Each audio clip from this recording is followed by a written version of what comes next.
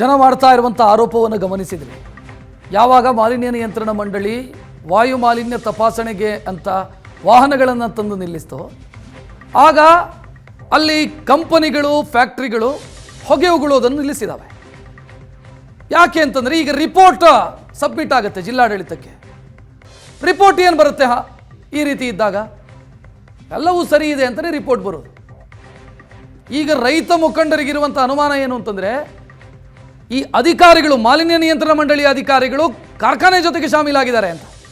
ನಾವು ಬರ್ತಾ ಇದ್ದೀವಿ ಅಂತ ಹೇಳಿ, ನಾವು ಮೊಬೈಲ್ ವಾಹನಗಳನ್ನು ನಿಲ್ಲಿಸ್ತಾ ಇದ್ದೀವಿ ಅಂತ ಹೇಳಿ ಫ್ಯಾಕ್ಟ್ರಿಗಳಲ್ಲಿ ಸದ್ಯ ಶಟ್ ಡೌನ್ ಆಗಿದೆ. ಫ್ಯಾಕ್ಟ್ರಿಗಳು ಹೊಗೆ ಉಗುಳ್ತಾ ಇಲ್ಲ, ಚಿಮಿಣಿಗಳು.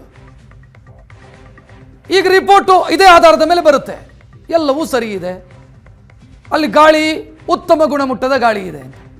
ಸೊ ಇದಕ್ಕೋಸ್ಕರನೇ ಇಲ್ಲಿ ಎಲ್ಲರೂ ಸೇರ್ಕೊಂಡಿದ್ದಾರೆ, ಎಲ್ಲರೂ ಶಾಮೀಲಾಗಿದ್ದಾರೆ ಅನ್ನುವಂಥ ಆರೋಪವನ್ನು ರೈತರು ಮಾಡ್ತಾ ಇರೋದು.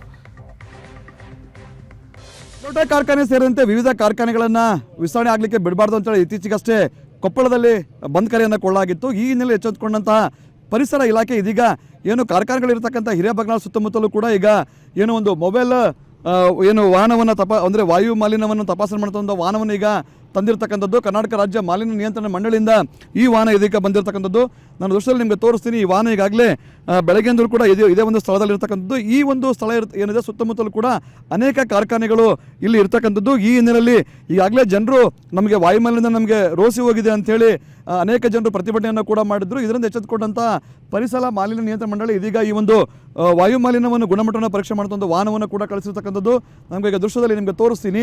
ಈ ಒಂದು ಪರಿಸರದಲ್ಲಿ ಏನು ಹೊಗೆ ಬರ್ತದೆ, ಜೊತೆಗೆ ವಿವಿಧ ಕಾರ್ಖಾನೆಗಳಿಂದ ಏನು ಧೂಳು ಬರ್ತದೆ, ಒಂದು ಧೂಳನ್ನು ಪರೀಕ್ಷೆಗೆ ಒಳಪಡಿಸುವಂಥ ಒಂದು ಕಾರ್ಯವನ್ನು ಇದೀಗ ಮಾಡ್ತಾ ಇರ್ತಕ್ಕಂಥ. ಒಂದು 24 ಗಂಟೆಗಳ ಕಾಲ ಈ ಒಂದು ವಾಹನ ಇದೇ ಸ್ಥಳದಲ್ಲಿ ಇರ್ತದೆ. ಯಾಕಂದರೆ ಸುತ್ತಮುತ್ತಲೂ ಕೂಡ ಈ ಒಂದು ಅನೇಕ ಹೆಚ್ಚಿನ ಕಾರ್ಖಾನೆಗಳು ಇರೋದ್ರಿಂದ ಈ ಒಂದು ಸ್ಥಳದಲ್ಲಿ ಇದ್ಕೊಂಡು ಇಲ್ಲಿಯ ಪರಿಸರವನ್ನು ಅದು ಮಾಪನ ಮಾಡುವಂಥದ್ದು. ಬಳಿಕ ಒಂದು ಏನು ವರದಿ ಇದೆ, ವರದಿಯನ್ನು ಸರ್ಕಾರಕ್ಕೆ ಕಳಿಸುವಂಥ ಕೆಲಸವನ್ನು ಮಾಡ್ತಕ್ಕಂಥದ್ದು.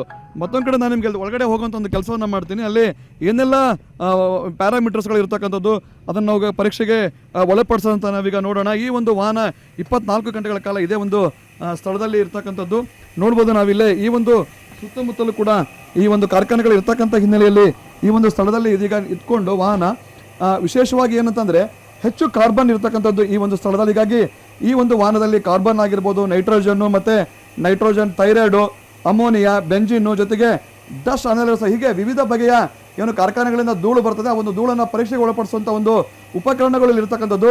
ಈ ಒಂದು ಪ್ರತಿ ಗಂಟೆಗೆ ಕೂಡ ಇಲ್ಲಿ ಅದು ಪ್ಯಾರಾಮೀಟರ್ಗಳು ರೆಕಾರ್ಡ್ ಆಗ್ತವೆ.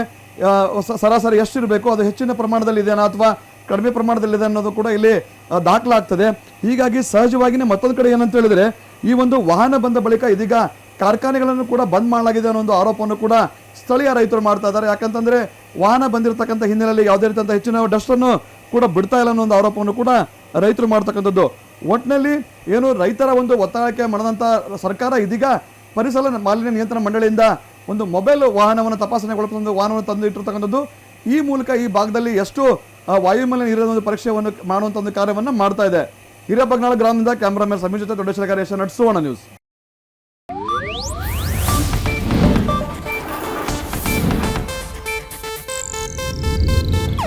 ಇದು ಏಷ್ಯಾನೆಟ್ ನ್ಯೂಸ್ ನೆಟ್ವರ್ಕ್ ಪ್ರಸ್ತುತಿ.